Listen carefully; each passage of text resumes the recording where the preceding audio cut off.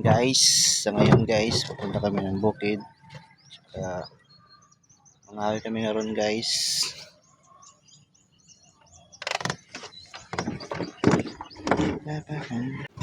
Sa ngayon guys, aalis na kami ng Risto at saka pupunta kami ng bukid kasama yung papa ko, papa Abit ko. Tsaka siya yung nagmaneho ng pambot. Tsaka dito yung barkadero sa barangay Sitio Taganaan. Tsaka palabas kami ng Resto Park ng Mayor Diaz.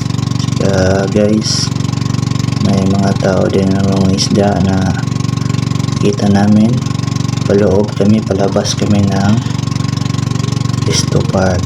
Tsaka guys, sobrang bayod talaga guys. At tsaka nagbabiyahe kami ngayon ng 6 AM ng umaga. At saka nangangahoy kami kasi guys, kasi importante yung mangangahoy kasi para gamitin sa pagluluto. At saka guys, kakalabas lang namin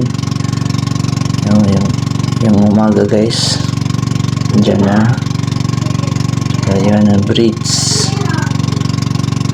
ni Mayor Diaz papunta dun sa kabila. Tsaka dyan guys, may swimming pool din yan ni Mayor Diaz.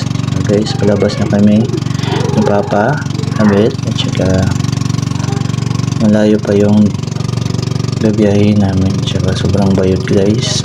Nag-iingat kami, Papa Abit. Tsaka yung floating ni Mayor Diaz. At saka guys, bayahin na kami ngayon. Tsaka guys, sobrang ganda talaga ng mga beach dito sa Taganaan, Surigao del Norte. At saka maraming beach din dito guys na mas maganda na pasyalan. Kaya guys, pupunta na kami ng bukid. Doon na guys, nakarating na kami ng isla para doon kami kumuha ng kahoy. Naghingi na lang kami guys kasi malapit na yung mga kahoy. At saka baka masanyad kami ni Papa Abit. Papasok na kami ng kagubatan sa isla.